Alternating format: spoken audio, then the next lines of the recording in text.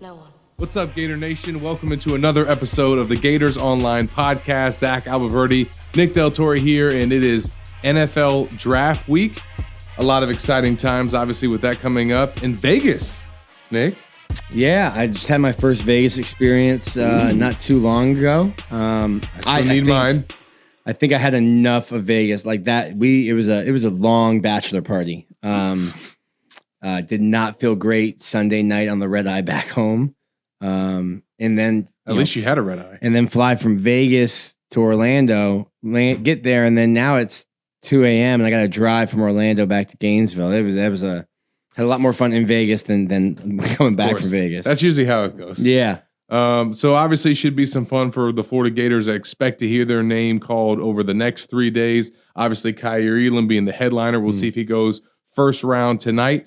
And on today's show, we will have Trevor Sikkema from Pro Football Focus on to talk about the Gators in this draft, kind of what he thinks about him and what they're kind of bringing to the next level. So obviously always good to get his thoughts and perspective, and these guys over at PFF do a great job. So we'll hear from Trevor after this break. But Nick, I think we'll kind of get into the topic of the week, right? And that's NILs. Name, image, and likeness. Man, and it's not like we haven't talked about before. It's been a topic, I think, in college sports, but I think here close to home and in the state of Florida specifically, we saw some effects of it and the impact that it can have with the recruitment of Daryl Jackson, a transfer defensive lineman. Mm-hmm. But, the way that this thing played out, you would have thought he was the number one player in the country.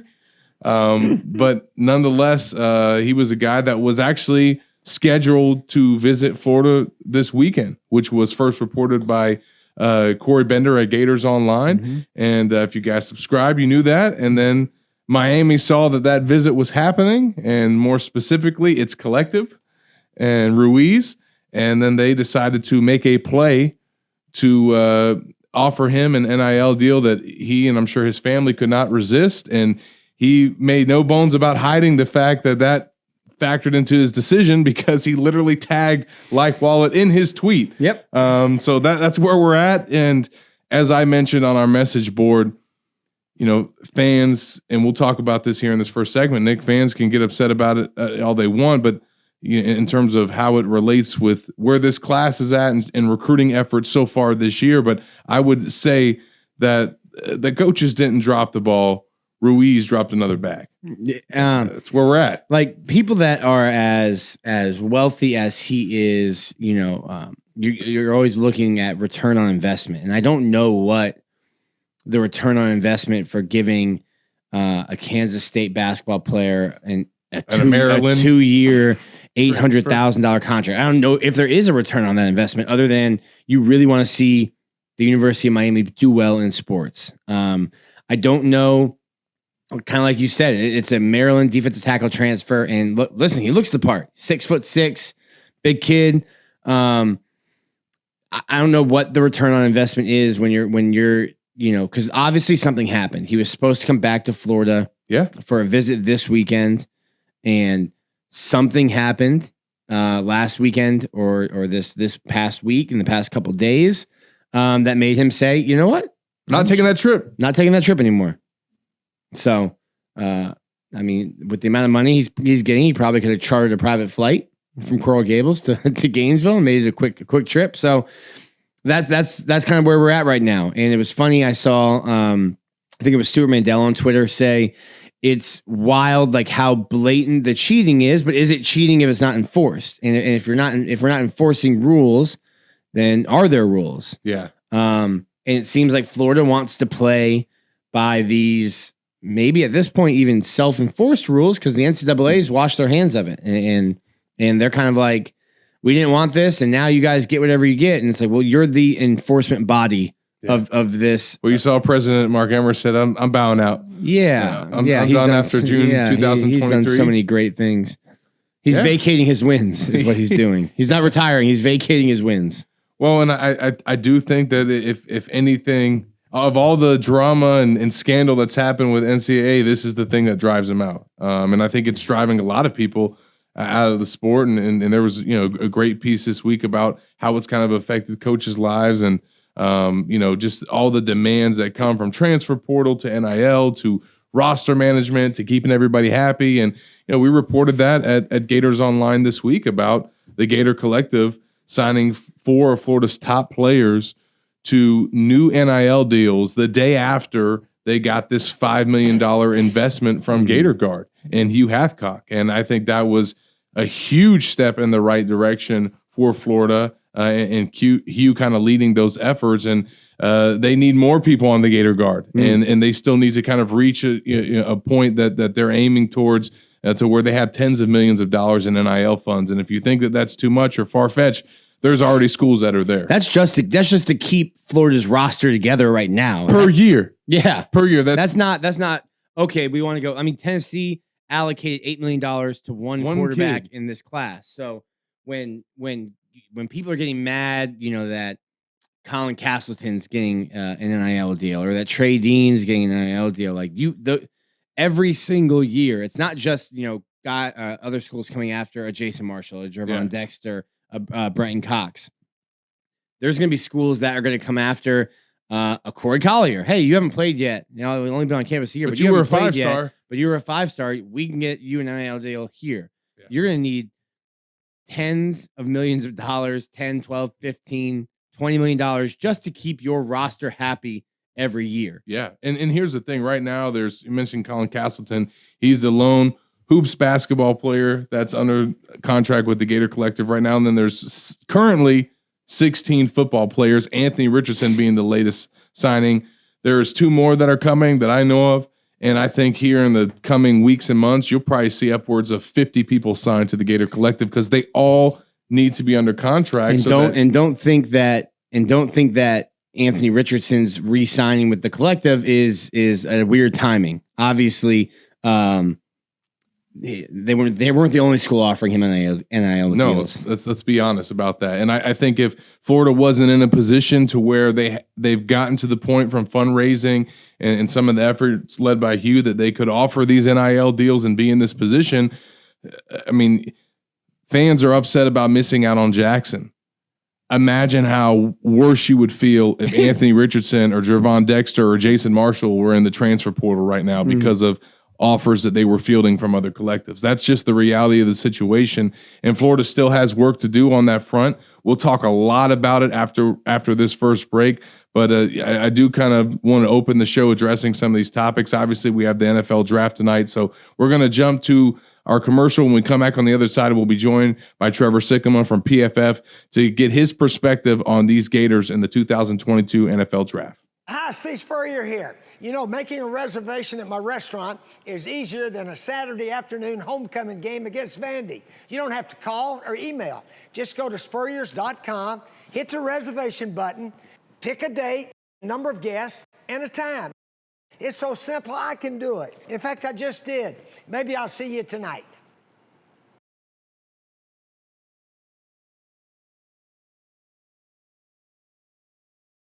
Welcome back into the Gators Online Podcast, and we are now joined by our special guest for NFL Draft Week, Trevor Sikkema from Pro Football Focus, an analyst and host with PFF. Trevor, appreciate the time today, man.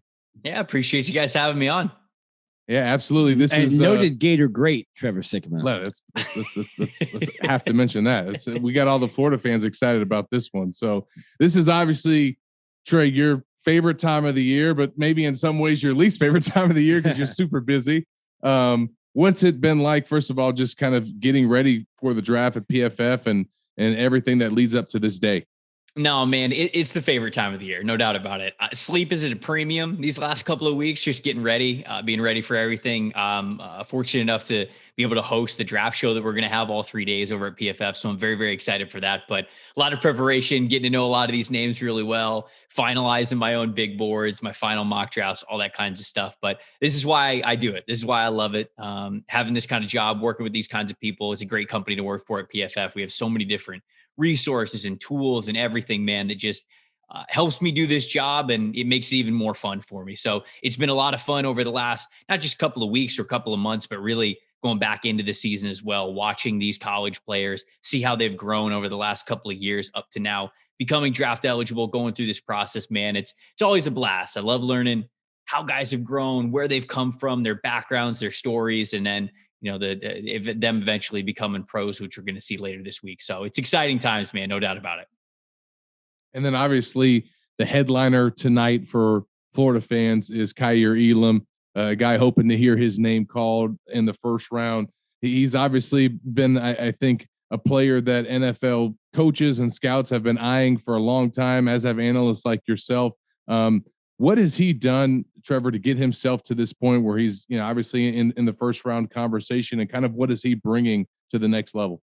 Yeah, so I think what everybody's going to love about Kaiir Elam is that he allows you to play the most coveted role of a cornerback, and that is a press man coverage corner, right? Their defense is such a chemistry-driven unit. It really has to be all 11 guys working together for it to work out really well. But there's different ways to do that. Or should I say, there's more aggressive ways to do that sometimes. And the most aggressive way to do it is if you've got guys who can play man coverage on the outside with a single high safety up at the top, which allows you to bring a strong safety down, bring all sorts of pressure towards the pocket, really pressure the quarterback and everything going on around the line of scrimmage. But you can only do that if you trust your guys on the outside to be able to cover on an island in man coverage.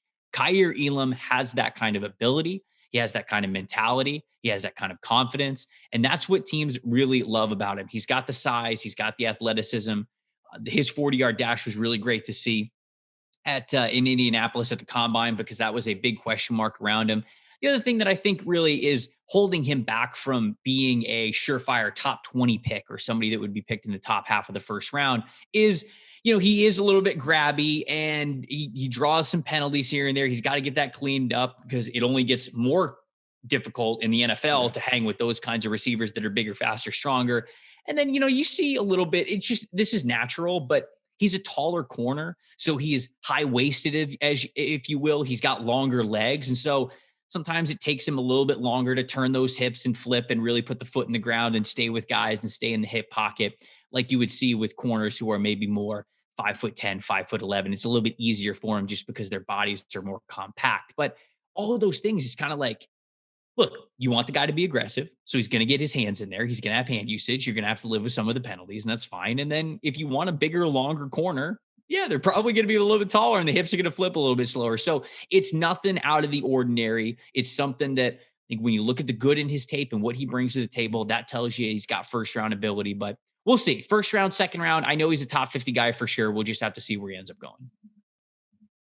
With him, what do you think maybe caused him to slide a little bit, if anything? Because we were looking at him going into the season, and he had a fine year, but going into the season as a surefire top 20 first round pick. What, if anything, made him slide? Or is it guys like Derek Stingley and Sauce Gardner that are just maybe, valued higher?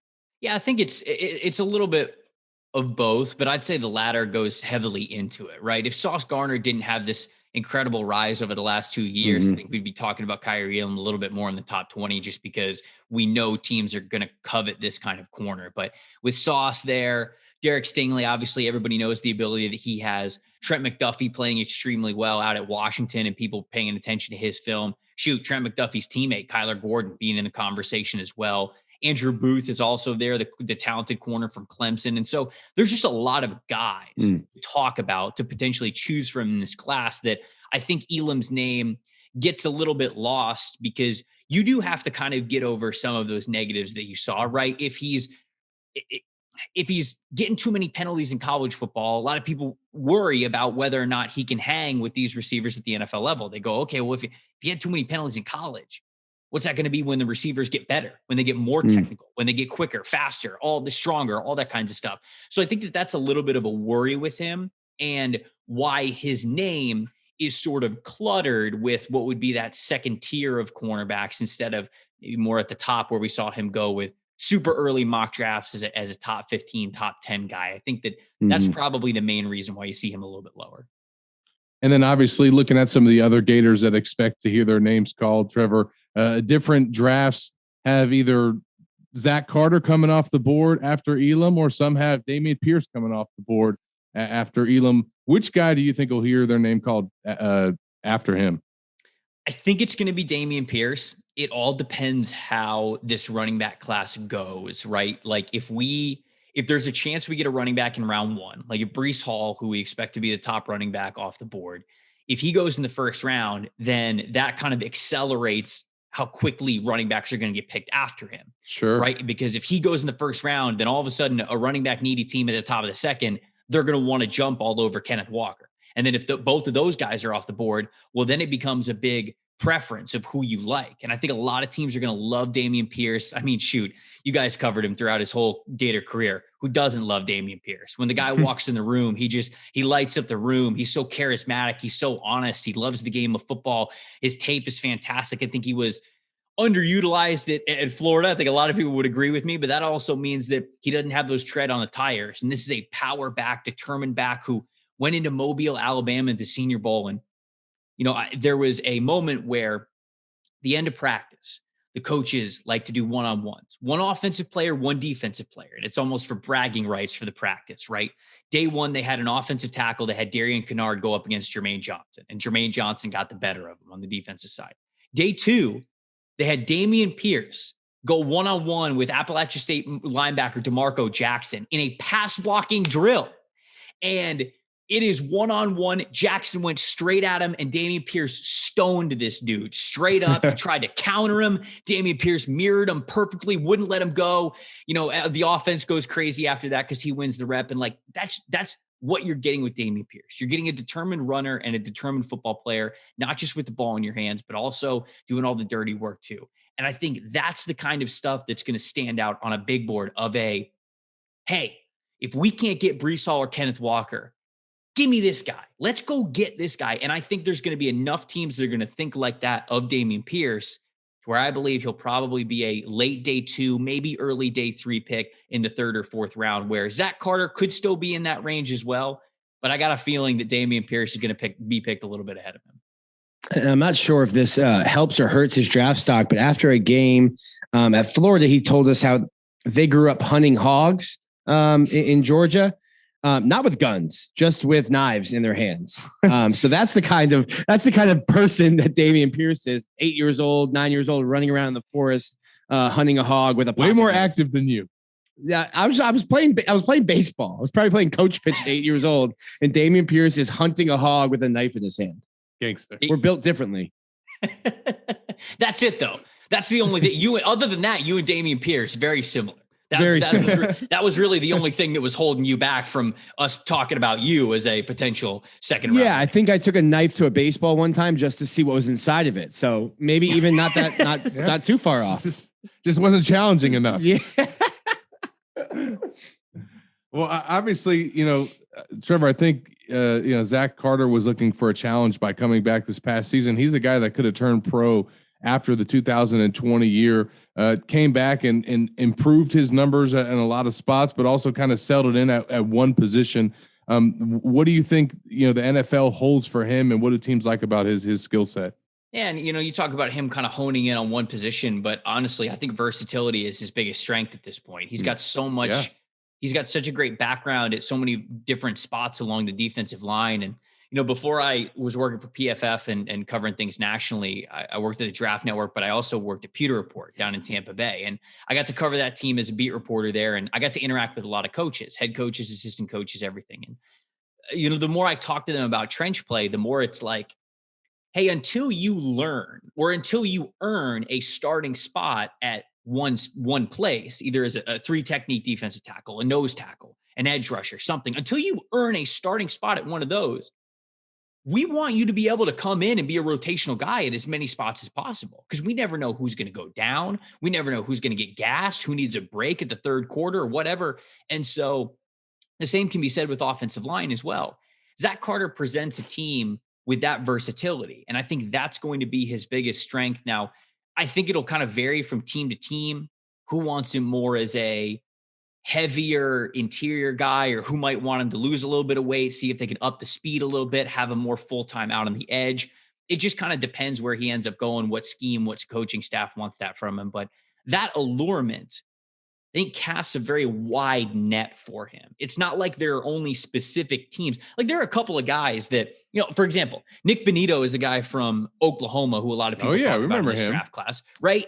From St. Thomas Aquinas, I believe. Okay. There you go. You had to shout that out. Or I didn't even know that. So I didn't even know I was alley-oop. He did. That's just a note for your show on Thursday. Okay, there we go. I make sure I'll get the St. Thomas Aquinas shout out because Florida football is king. But, you look at him, and there's a lot of people who love his flashes at Oklahoma. They go, hey, this guy's a really great pass rusher. And I would agree. There's only one role he can play. He is a stand-up, 2-point stance, fast outside linebacker. Not every team's going to be able to utilize that kind of a player. Almost every team in the NFL is going to like what Zachary Carter could be for them because that could be a variety of different things. So ultimately, I think he's probably going to be a mid-round pick somewhere around the 4th round, maybe 3rd round. Who knows if somebody really likes that versatility on him. But that's kind of the way I see him and what his stock is. What's the difference between, a guy, I mean, there's obviously guys, that are at a premium and can play all those different positions. But what's the difference between a guy, like you say, like Bonito, who, hey, he's one thing. This is what he is. He's Heinz ketchup. That's all he is. That's his one condiment. Versus a guy like Zach Carter. Does it just come down to how a different team would value that versatility versus someone who's really good at one specific thing? It all comes down to how strong your strength is, I think. And you can take that into any position. Like, shoot, we go over to wide receiver. There's so many different flavors of wide receiver, right? I look at a guy like Drake London from USC, who I like a lot, but Drake London is not a yards after catch, speed demon kind of a wide receiver. If you're looking for that, you're not going to like that from him.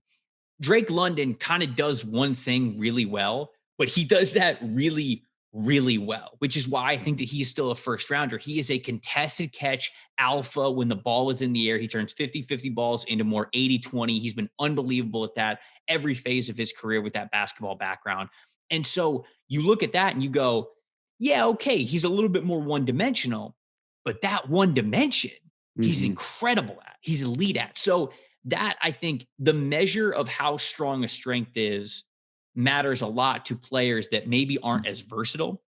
And I think that you can sometimes even see 1st-round players like a Drake London or maybe just like a normal speed back, something like that. Those players can still get drafted in the 1st round, but they have to be very elite at that one thing. Whatever their trump card is, if you will, to quote Matt Harmon, who kind of brought up that term, which I really love. Whatever that trump card is, it has to be strong enough to truly stand out at the pro level. So that's really what it matters. And how strong that is can determine how high you go, how maybe average that is. That really, I guess, pigeonholes you into maybe being more of a mid to late round prospect. And then the 4th guy that went to Indianapolis for the Gators, Trey, and is expected to potentially hear his name called on Saturday is Jeremiah Moon, a guy who I think NFL scouts and analysts have always kind of drooled over his potential, but has always been held back by injuries. What do you think his ceiling is? And obviously teams that are still maybe trying to get a steal, hopefully, by picking him in the 7th round.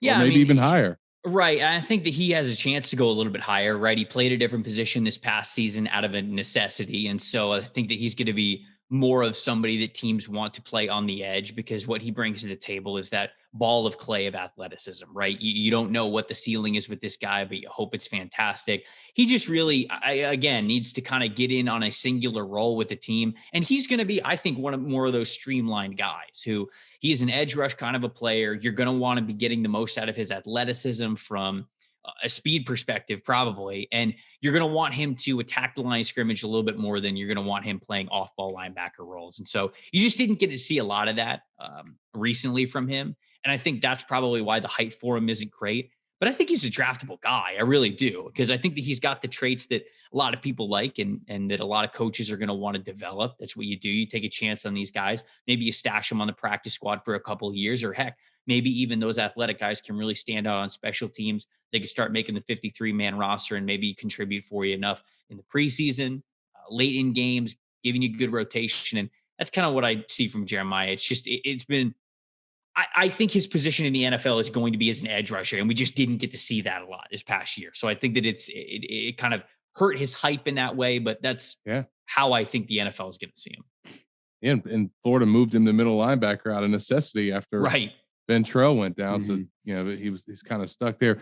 And that's not where he'll play on Sundays. No, it's not. As Trey talked about. Found a few things for you, Trey, from speaking with Trey Sikkema from Pro Football Focus. Is there any other guys that you foresee either potentially hearing their name called or just getting an opportunity as an undrafted free agent that you think might have a chance to stick with an NFL team? Certainly a guy like Malik Davis is I think, a name that fans are maybe watching for. Yeah, I mean, Malik is somebody who I hope gets a chance. He was somebody who I had a lot of high hopes on when he came to Florida first, and just, injuries and different coaching staffs and different usage, I think just really hurt him there. So I hope he gets a chance at the pros, because I think he's a really nice athletic scat back, kind of a running back that could really help out a team or bring up the depth in a third down role that he might be able to have as a pass catcher. And so I think that he have a place, but it's going to be an uphill climb for him. Another guy I would say is Gene DeLance, who I got the chance to sit down and I'd get to talk with him at the East-West Shrine Bowl. And I asked him a question that I like asking guys, where I said, scouts come to you and say, we want to see your best tape, or what game should we turn on to watch Gene DeLance to have the best impression of him? And he said Alabama.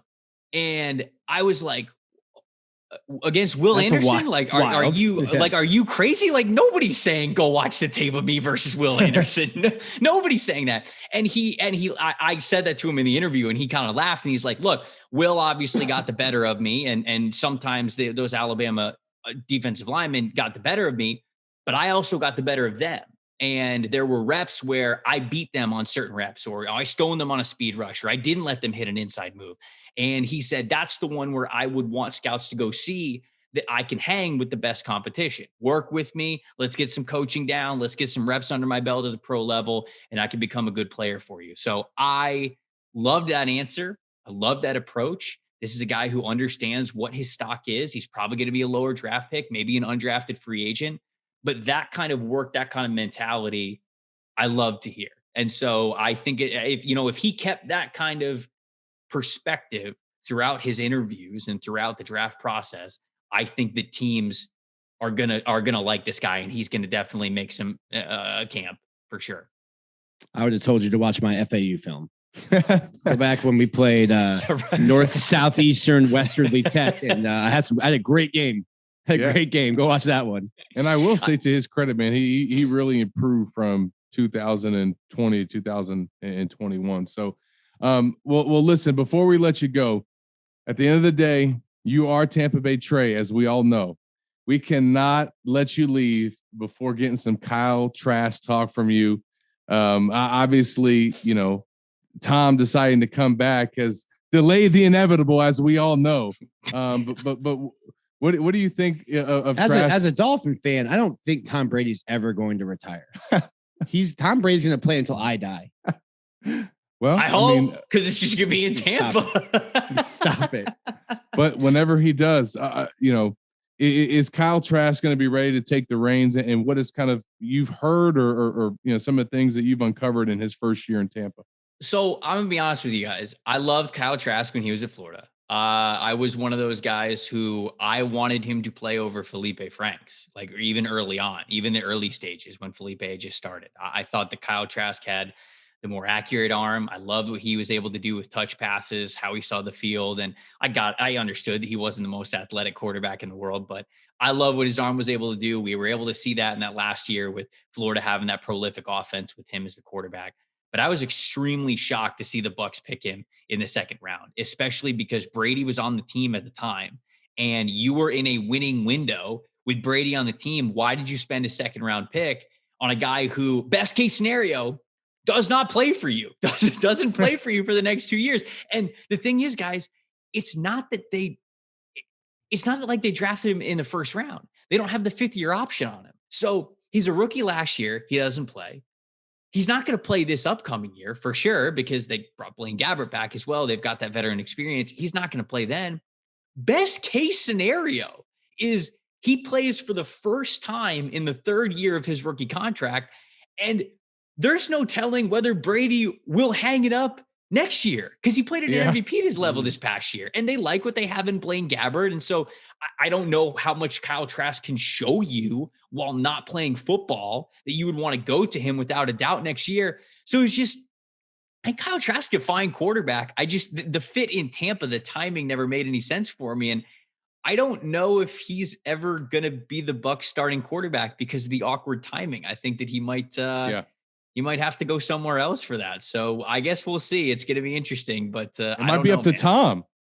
Yeah, right. That's what it is. And so I'm just, I was very perplexed by that pick at the time. I still very much am. I like Kyle. I'd like for him to get a chance. I just don't know if we ever see that in Tampa. Well, we know one thing. Sick of Tom Brady. I think Kyle Trask might be on my team by some point and be like, yo, I'm also sick of Tom Brady. He is 67 years old. How is he still playing in the NFL? At an elite level, mind you. Yeah, correct. Right. He'll win MVP at 66 is what you forgot to leave out.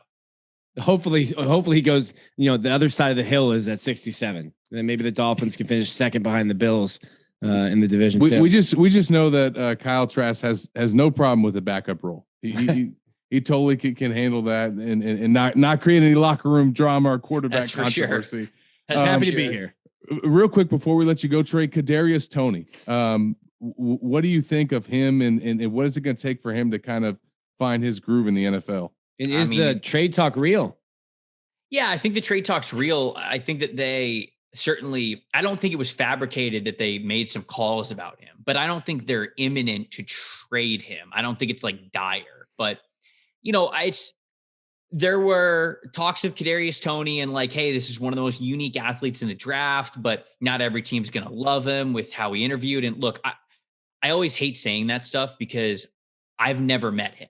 Like I've never talked to him. So it is such an awkward part of this business, talking somebody's character when you haven't even met them. So I never even like to bring that up. I have to note it if it is newsworthy, which is apparently the thing with Cadarius Toney, but I can only go with what I saw on the field. One of the most unique athletes I've ever seen in my life. Balance, athleticism, flexibility. It doesn't make any sense sometimes. And so there's a reason why the Giants picked him as early as they did. I don't know whether he's going to stick, but I know that they definitely fielded some calls on him. They definitely put the feelers out there, but whether or not they're going to trade him, I don't think it's like imminent or anything. I don't think he's demanding for a trade. I don't think they're trying to get anything for him. So we'll see. It's going to be interesting to monitor this year, but unless something really goes wrong during this mini camp and OTA period, I still think he's going to be on the New York Giants next year. Absolutely. Well, we know that you're going to be on the PFF show hosting the NFL draft, man. We're looking forward to it. Obviously, all the coverage that you guys provide, you've done a fabulous job getting us ready for this time of year that we all look forward to, and in Vegas this time. So that's going to be fun. We really appreciate the time, man, and let all the folks know where they can follow you and read your work. Sure. Yeah. At Tampa Bay Trey on Twitter, pff.com for all my written stuff. I got my final big board, final mock draft coming out. We got the PFF show, which I appreciate you guys shouting out. We'll be live all 3 days of the draft. And then also after your listeners listen to this podcast, which is, of course, appointment listening, NFL Stock Exchange, a draft podcast that I host with Connor Rogers 3 days a week, which is a lot of fun. So, yeah, come check me out there. Busy man. Yeah, absolutely. Well, he's going to get some vacation time after this week, hopefully. We hope. You're like an accountant, and it's like tax day. That's except you like what you do. This is true. This is very, very true. But yeah, I appreciate you guys having me on, man. This is a blast. Absolutely. Thanks, take care, Trey. Looking for more reasons to celebrate? We have them here at Celebration Point. Enjoy some of the newest additions to our already celebratory lineup, like Dave & Buster's, Les Macarons, and Prime and Pearl. There's always a reason to celebrate. Join us anytime for any occasion. Celebration Point, where Gators come to celebrate. Welcome back into the Gators Online Podcast. Appreciate Trevor for joining us in the last segment and talking NFL draft and Florida Gators, and had to get his take on my man Kyle Trask. Doesn't sound like he was too happy about that pick, but he will be in due time. Don't worry. Well, it's interesting the way he put it because it's not first round pick, so you don't get that 5th year option. So, I'd never really thought of it that way. It's obviously, I've got a couple of teams that we cover here. So not really thinking too much about the Bucks and their future, but it doesn't make any sense when you put it that way. It's like, hey, half of the contract that you have him for, you've got the GOAT. Yeah. So there's literally zero chance Kyle Trask is ever starting over Tom Brady. So you're throwing away 2 years of his contract. Like, it didn't make sense. I guess it didn't make sense for them to draft him. But listen, Kyle Trask is more than happy to sit and learn from Tom Brady and ride out. He's getting nice checks. Yeah. Well, and there's some other guys that are getting some nice checks now. Some of them before they've even played a snap of college athletics. What a professional segue from Zach Abolverdi. I mean, listen, there's some deals and contracts being drawn up right now. Obviously, a lot from Gator Collective. We saw our friend Jen getting carpal tunnel from all the contracts she was writing up. But it is. I mean, there's going to be some guys now, Nick, that some might not even need to play in the NFL. Might not even need to get drafted. They'll make a fortune in college and just hang up their cleats after their eligibility's up. Nah, that wouldn't have been me. That was not my athletic ability. But I mean, it is crazy to see how quickly and expeditiously some of these deals have just gone out. And you know, we mentioned Ruiz in the first segment, how some of them are being out there with it and not hiding the fact that this is what's happening. And I don't know what type of regulation there can be, and because we are talking about name, image, and likeness, and athletes being able to benefit from that. I don't know how you can cap that or put a limit on it or on a collective. But as we stressed, a few weeks ago when I wrote about after we interviewed Marcus Castro Walker, like this was coming. Lane Kiffin's been barking about it for months and months, but like now we are seeing that you're either going to get with it or you're going to get rolled over. And it's not just like we mentioned before. It's not just the recruits. You look at, I think the offensive lineman from Georgia, Mims, goes on a trip to Tallahassee, hits the portal, goes on a trip to Tallahassee. Hey, what do you guys have to offer? It's all right. Grass isn't always greener. I'm going to go back. Literally not greener. Yeah. And it's like, I'm sure Georgia had something set up for him when he gets back to campus after that visit. So it's like we said, that war chest that Billy Napier is calling it isn't even for this 2023, 2022 signing class. It's just to keep the guys you have. Yeah. So when you talk about needing $10 million, $12, $15 million, that's just to keep the Anthony Richardsons. That's just to keep the Jervon Dexters, just to keep Ventrell Millers. Just to keep Ventrell Miller, who's in his 6th year. And listen, can you imagine what Florida's defense would be like without Ventrell Miller this season? I watched it last year. It was terrible. And that's why they made sure, he's one of the first guys that we're writing up a contract for to make sure that he stays put so that somebody who loses their starting middle linebacker because their school and its collective didn't have the funds that a Gator collective does, and now that guy's gone, they're scrambling now to do something and try and find a guy. So, look, I mean, as I mentioned, things could be a lot worse for Florida. They still have a ways to go, but they've gotten to the point, at least now, that they can keep the top athletes that are on the football roster and also, hopefully prevent some other ones from being poached away. Although we have to see the effects of this after we get to May 1st and all the dust settles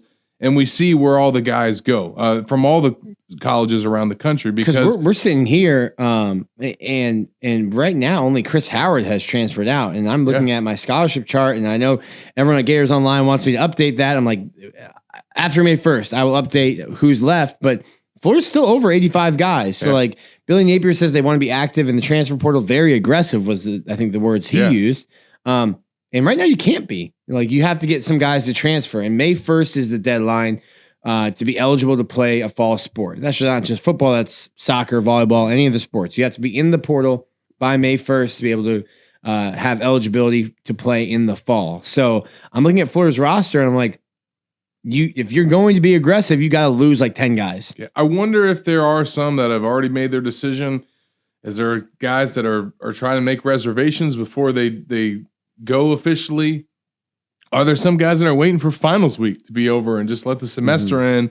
They don't want the distraction while they're trying to take one of the smart classes that Chief Borders takes. They don't want that distraction. Because it's like when we talked to Valentino about it, and he was like, or not Valentino, sorry, Osiris about it. It's like 30 minutes after they told me I was in the portal, boom, boom, boom. Numbers start calling. And if you have 4 tests that you're studying for finals week, maybe that's not a distraction that you're looking to have. Again, I'm just speculating on the delay, but by the time you guys are hearing this podcast, there might be 1 or 2 guys that have already entered the portal. There are still more to come. There's no doubt about it, but it is going to be interesting to see the domino effect around college football because, as we've mentioned, Florida was able to keep its top players from not even getting to the point that they were going to even entertain offers and shop around.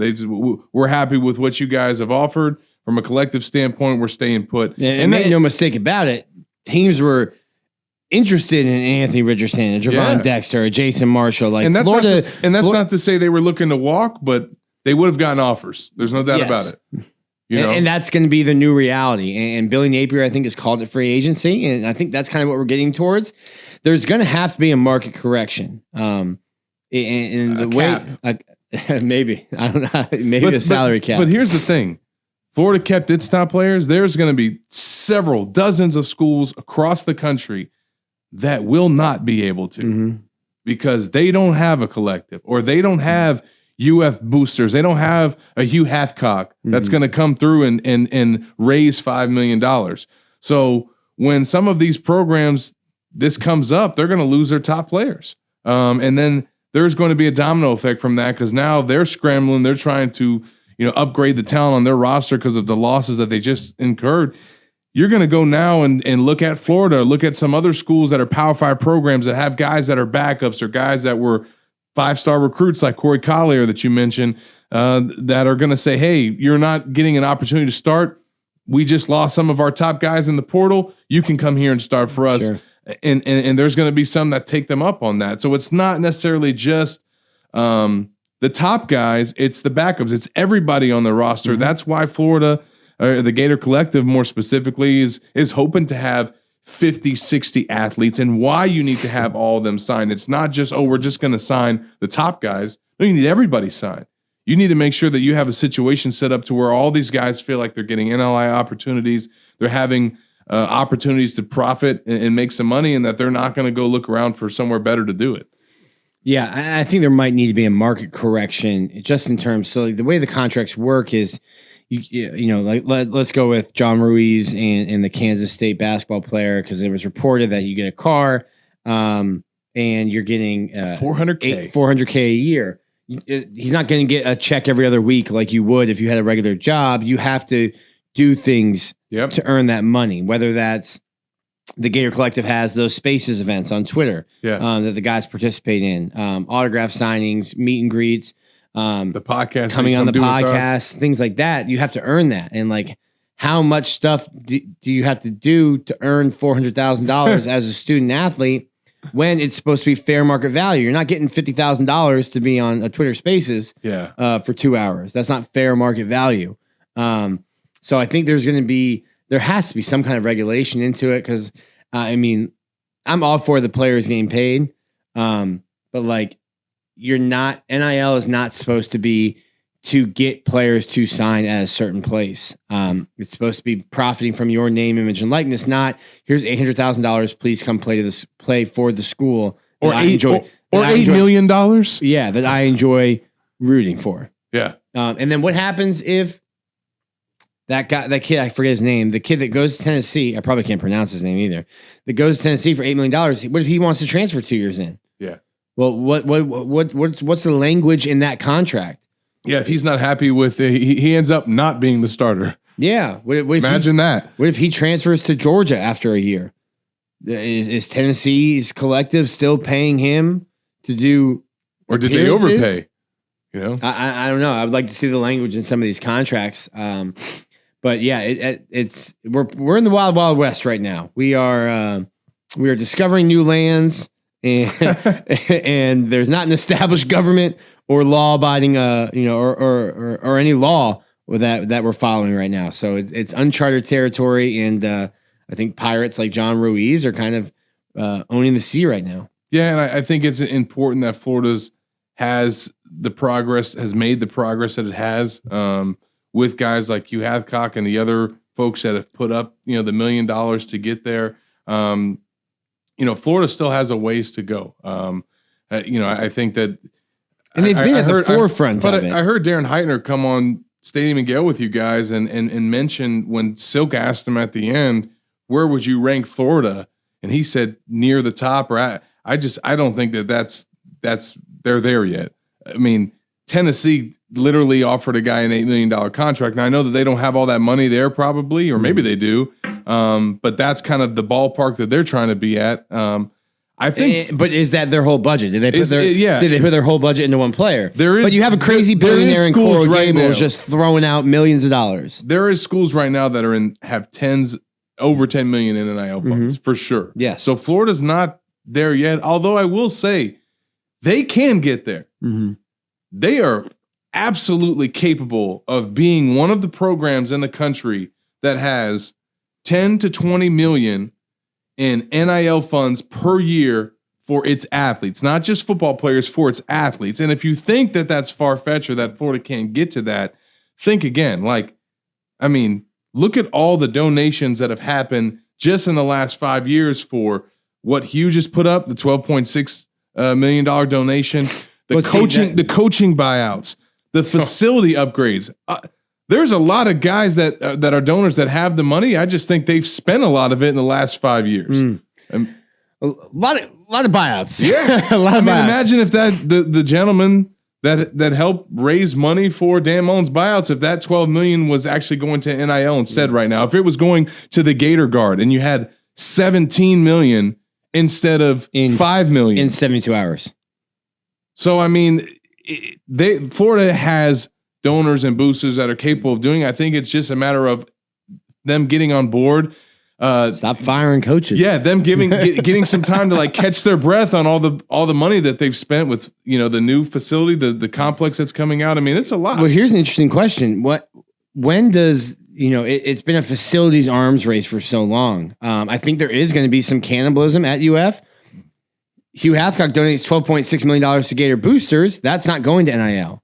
That's not going to facilities. Yeah. Which is why he created the Gator Guard. Is the facilities arms race done? And does that money now move and be allocated to NIL? Because, hey, we don't need to build a $75 million standalone facility. We need $75 million to get good players on our team and to keep the players on our team. So you're going to see a shift in where money is going because it was just, hey, we need a soft serve ice cream machine in our locker room. Why? Because Alabama has one, so we need one. And I don't know why. We just need it. We just need it. We need an indoor. You need all these facilities. And listen, there's still going to be they're still trying to raise money for Ben Hill Griffin Stadium not expansion, but renovations, especially in the southeast end zone. And they're looking at seats and how to make it a better game day atmosphere. But that's millions of dollars that isn't going to go into the pockets or to recruits or to NIL. So there's definitely going to be there's lots of hands out at not just the University of Florida, but everywhere. Yeah. And UF wants donations. Gator Boosters wants donations. The Gator Collective, the Gator Guard. Listen, the Gator Collective would let you and I, the everyday fan, offer money, be a part of it. The Gator Guard, there's a net worth you have to be at and a minimum donation that I don't think a lot of us can afford. You or I could not combine even to come close. I don't think so. No. But nonetheless, be happy if you're a Florida fan that you are on the right path. Yeah. Because let me tell you what, a month ago, 2 months ago, Florida was not there. Had a lot of work to do, and I think the situation could look a lot more bleak than just Darrell Jackson going to Miami. Just leave it at that. We'll see where the dust settles.